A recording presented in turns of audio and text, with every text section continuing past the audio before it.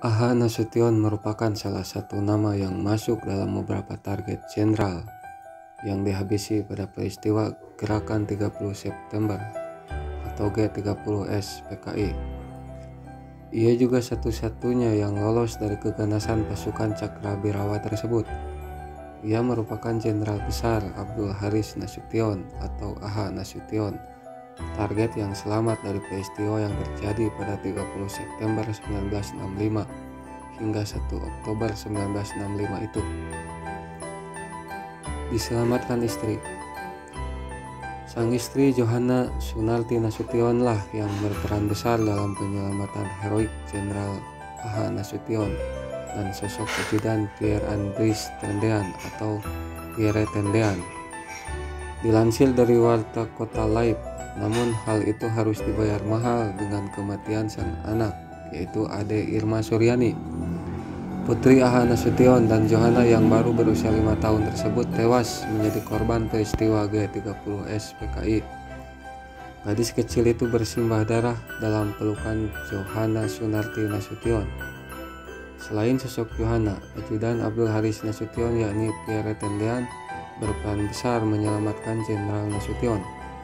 Pada akhirnya, Pierre Tendean gugur dan kini dikenang sebagai salah satu pahlawan revolusi. Anak sulung Aha Nasution, Hendriarti Sahara Nasution, menceritakan peristiwa yang merenggut nyawa adiknya itu. Dalam wawancara yang disiarkan oleh TV One, Hendriarti mengatakan sang adik tewas tertembak dari jarak dekat. Hendriarti menggambarkan peristiwa berdarah itu di tempat kejadian, di kediaman Aha Nasution yang kini dijadikan museum di Menteng, Jakarta Pusat. Pada pukul 03.30 WIB dini hari, Jenderal Aha Nasution dan istrinya Johanna terbangun dari tidur. Pukul 03.30 pagi, ibu saya dan ayah terbangun gara-gara nyamuk. Terdengar pintu dikerebek. Ibu saya melihat pasukan Cakrabirawa masuk, kata Hendriarti. Menyadari hal tersebut, istri Jenderal Aha Nasution yakni Johanna Sunarti Nasution langsung menutup pintu. Itu yang akan membunuh kamu sudah datang, kata Johanna kepada suaminya. Kemudian pasukan Cakrabirawa menembaki pintu tersebut. Lalu Bapak atau Aha Nasution bangun dan bilang biar saya hadapi, tapi ibu bilang jangan, kata Hendriarti. Saat penyerbuan terjadi, Ade Irma Suryani bersama ayah dan ibunya. Johanna berusaha melindungi Aha Nasution. Ia menyerahkan Ade Irma Suryani kepada adik iparnya. Ibu bilang ke adik, Bapak, tolong pegang Irma, karena dia harus menyelamatkan Bapak. Sementara ibu beliau nangis lihat ayah ditembak, cerita Hendriarti. Adik Aha Nasution menuruti permintaan Johanna. Ia menggendong Ade Irma Suryani. Namun, ia panik dan tak sengaja membuka pintu yang diberondong oleh pasukan Cakrabirawa. Langsung pasukan Cakrabirawa menembak adik saya, jaraknya segini, sampai menunjuk diorama tempat ditembaknya Ade Irma dalam jarak dekat, katanya. Peluru tersebut akhirnya menembus badan Ade Irma Suryani. Adik saya ditembak, peluru masuk ke tangan tante saya dan menembus ke badan adik saya, ujarnya. Setelah Ade Irma Suryani tertembak, pintu ditutup kembali oleh Johanna Nasution. Ia langsung menggendong tubuh anaknya yang bersimbah darah sambil mengantar Aha Nasution untuk menyelamatkan diri. Bahkan Hendriarti mengatakan darah versi asli lebih banyak dibandingkan yang ada di diorama. Ternyata ada sekitar 3 peluru yang bersarang di punggung kecil Ade Irma Suryani. Mengutip dari halaman Facebook Museum of Jenderal Besar Dr. Aha Nasution, Hendriarti menjelaskan saat peristiwa itu terjadi, usianya masih 13 tahun. Saat rumahnya dikepung Cakrabirawa, ia tidur di kamar seberang kamar orang tuanya. Ia terbangun saat mendengar suara tembakan. Putri sulung Aha Nasution itu berusaha menyelamatkan diri dengan cara melompat dari jendela yang tingginya 2 meter. Sampai tulang kaki saya patah. Yang saya rasakan sakitnya sampai sekarang. Paha kaki saya yang kanan penuh dengan penyambung tulang, ucapnya. Sambil menahan rasa sakit, ia mencari ajudan. Ia kemudian bersembunyi di kamar ajudan dan diberitahu keselamatan keluarganya sedang di ujung tanduk. Tak berapa lama terjadi ribut-ribut di ruang jaga dan ajudan Pak Nas Letu Pierre Tendean diculik. Sampai pagi saya bersembunyi, katanya. Setelah hari menjelang pagi, Johanna mencari Hendrianti sambil menggendong adik Irma yang terluka. Ah Nasution menyelamatkan diri dengan cara melompat pagar ke kedubes Irak yang ada di sebelah. Ia bersembunyi di belakang tong untuk menyelamatkan diri dari penculikan dan pembunuhan. Adik Irma dibawa ke RSPAD untuk diberikan pertolongan. Gadis kecil itu harus menjalani operasi beberapa kali. Hendrianti yang tak kuasa melihat adiknya yang bersimbah darah hanya bisa menangis. Adik saya bilang, "Kakak jangan nangis, adik sehat," katanya. Selain menenangkan Hendrianti, adik Irma juga bertanya kepada sang ibu. Adik tanya ke ibu saya, "Kenapa ayah mau dibunuh?" Kalimat tersebut diucapkan sebelum adik Irma Suryani meninggal dunia. Ia menghembuskan napas terakhirnya setelah beberapa hari dirawat di rumah sakit. Tanggal 6 Oktober, adik saya dipanggil Allah. Saya sebagai manusia sudah memaafkan mereka, tapi peristiwa ini tidak boleh dilupakan, ucapnya.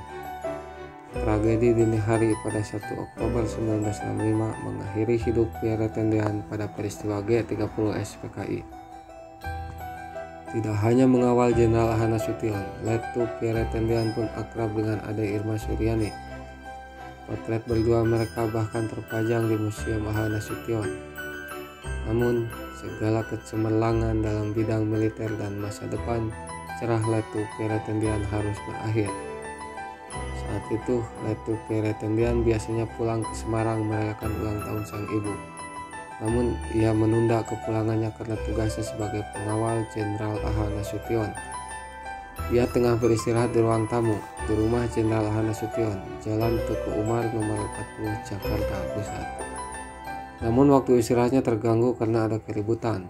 Letu Pierre Tendean pun langsung bergegas mencari sumber keributan itu. Ternyata keributan itu berasal dari segerombol orang. Disebutkan bahwa orang-orang yang datang ke rumah Ahana Nasution adalah pasukan Cakrawirawa. Mereka pun menodongkan senjata pada Letu Pierre Tendean. Letu Pierre Tendean tak bisa berkutik, dia dikepung pasukan itu. Demi melindungi atasan, Letu Pierre Tendean pun menyebut dirinya sebagai Jenderal Ahana Nasution. "Saya Jenderal Ahana Nasution," ujarnya. Akhirnya, ia yang dikira Jenderal Ahana Nasution langsung diculik. Sementara itu, nyawa putri Jenderal Ahana Nasution, adik Irma, tak tertolong karena tertembak. Pada akhirnya Letu Pierre Tendean harus gugur di tangan orang-orang yang menyerangnya. Meski Pierre Tendean tak lagi bernyawa, kakinya diikat lalu dimasukkan ke dalam sumur di lubang buaya. Pada usianya yang masih muda, Letu Pierre Tendean tinggal menjadi kenangan dalam peristiwa mengerikan itu. Kematiannya memberikan luka mendalam terhadap keluarganya. Padahal pada November 1965, Letu Pierre Tendean dijadwalkan akan menikahi Rukmini Saimin di Medan. Takdir berkata lain, ia meninggal mengatasnamakan atasannya di depan para pembunuh itu. Sebagai bentuk penghormatan, ia pun dinaikkan pangkatnya menjadi kapten. Kapten Tendean pun ditetapkan sebagai pahlawan Revolusi Indonesia pada 5 Oktober 1965. Profil Abdul Haris Nasution. Dilansir dari Wikipedia, Jenderal Besar TNI Purnawirawan Abdul Haris Nasution adalah seorang pahlawan nasional Indonesia yang merupakan salah satu tokoh TNI AD yang menjadi sasaran dalam peristiwa Gerakan 30 September. Kehidupan awal. Nasution dilahirkan di desa Hutapungkut, Kota Nopan, Kabupaten Mandailing Natal, Sumatera Utara, dari keluarga Batak Muslim. Ia adalah anak kedua dan juga merupakan putra tertua dalam keluarganya. Ayahnya adalah seorang pedagang yang menjual tekstil, karet, dan kopi, dan merupakan anggota dari organisasi Sarekat Islam. Ayahnya yang sangat religius ingin anaknya untuk belajar di sekolah agama, sementara ibunya ingin dia belajar kedokteran di Batavia. Namun, setelah lulus dari sekolah pada tahun 1932, Nasution menerima beasiswa untuk belajar mengajar di Bukit Tinggi. Pada tahun 1935, Nasution pindah ke Bandung untuk melanjutkan studi. Di sana ia tinggal selama 3 tahun. Keinginannya untuk menjadi guru secara bertahap memudar saat minatnya dalam politik tumbuh. Dia diam-diam membeli buku yang ditulis oleh Soekarno dan membacanya dengan teman-temannya. Setelah lulus pada tahun 1937, Nasution kembali ke Sumatera dan mengajar di Bengkulu. Ia tinggal di dekat rumah pengasingan Soekarno. Dia kadang-kadang berbicara dengan Soekarno dan mendengarnya berpidato. Setahun kemudian, Nasution pindah ke Tanjung Raja dekat Palembang, di mana ia melanjutkan mengajar, tetapi ia menjadi lebih tertarik pada politik dan militer. Pada tahun 1940, Jerman Nazi menduduki Belanda dan pemerintahan kolonial Belanda membentuk korps perwira cadangan yang menerima orang Indonesia. Nasution kemudian bergabung karena ini adalah satu-satunya cara untuk mendapatkan pelatihan militer. Seiring dengan beberapa orang Indonesia lainnya, ia dikirim ke Akademi Militer Bandung untuk pelatihan. Pada bulan September 1940, ia dipromosikan menjadi kopral. 3 bulan kemudian menjadi sersan. Dia kemudian menjadi seorang perwira di Koninklijke Nederland Indische Leger atau KNIL. Pada tahun 1942, Jepang menyerbu dan menduduki Indonesia. Pada saat itu, Nasution di Surabaya. Ia ditempatkan di sana untuk mempertahankan pelabuhan. Nasution kemudian menemukan jalan kembali ke Bandung dan bersembunyi karena ia takut ditangkap oleh Jepang. Namun ia kemudian membantu milisi peta yang dibentuk oleh penjajah Jepang dengan membawa pesan, tetapi tidak benar-benar menjadi anggota. Keluarga dan akhir hayat. Nasution menikah dengan Johanna Sunarti.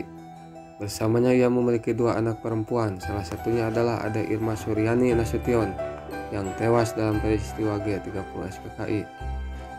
Istrinya meninggal pada tahun 2010 dalam usia 87 tahun. Nasution sendiri meninggal pada 6 September tahun 2000 di Jakarta setelah menderita stroke dan kemudian koma. Ia dimakamkan di Taman Makam Pahlawan Kalibata, Jakarta Selatan. Revolusi Nasional Indonesia. Setelah Soekarno memproklamasikan kemerdekaan Indonesia pada 17 Agustus 1945, Nasution bergabung dengan militer Indonesia yang kemudian dikenal sebagai Tentara Keamanan Rakyat. Pada bulan Mei 1946, ia diangkat menjadi Panglima Regional Divisi Siliwangi yang memelihara keamanan Jawa Barat. Dalam posisi ini, Nasution mengembangkan teori perang teritorial yang akan menjadi doktrin pertahanan Tentara Nasional Indonesia pada masa depan. Pada bulan Januari 1948, pemerintah Indonesia dan pemerintah Belanda menandatangani perjanjian Renville, membagi Jawa antara daerah yang dikuasai Belanda dan Indonesia. Karena wilayah yang diduduki oleh Belanda termasuk Jawa Barat, Nasution dipaksa untuk memimpin divisi Siliwangi menyeberang ke Jawa Tengah. Wakil Panglima. Pada 1948, Nasution naik ke posisi Wakil Panglima TKR. Meskipun hanya berpangkat kolonel. Penunjukan ini membuat Nasution menjadi orang paling kuat kedua di TKR setelah Jenderal Sudirman. Nasution segera pergi untuk bekerja dalam peran barunya. Pada bulan April, ia membantu Sudirman mereorganisasi struktur pasukan. Pada bulan Juni, pada sebuah pertemuan, saran Nasution bahwa TKR harus melakukan perang gerilya melawan Belanda disetujui. Pada 30 September, Madiun diambil alih oleh pasukan Republik dari divisi Siliwangi. Ribuan anggota Partai Komunis tewas dan 36.000 lainnya dipenjara. Di antara yang terbunuh adalah Musso pada 31 Oktober. Diduga ia terbunuh ketika mencoba melarikan diri dari penjara. Pemimpin PKI lainnya seperti Dayan Aidit pergi ke pengasingan di Cina. Pada 19 Desember 1948, Belanda melancarkan serangan sukses di Yogyakarta dan kemudian mendudukinya. Nasution bersama-sama dengan TKR dan para komandan lainnya mundur ke pedesaan untuk melawan dengan taktik perang gerilya. Presiden Soekarno dan Wakil Presiden Muhammad Hatta ditawan Belanda. Pemerintah darurat Republik Indonesia didirikan di Sumatera. Dalam pemerintahan sementara ini, Nasution diberikan posisi Komandan Angkatan Darat dan Teritorial Jawa. Setelah pengakuan Belanda atas kemerdekaan Indonesia, PDRI mengembalikan kekuasaan kepada Soekarno dan Hatta, dan Nasution kembali ke posisinya sebagai Wakil Panglima Sudirman.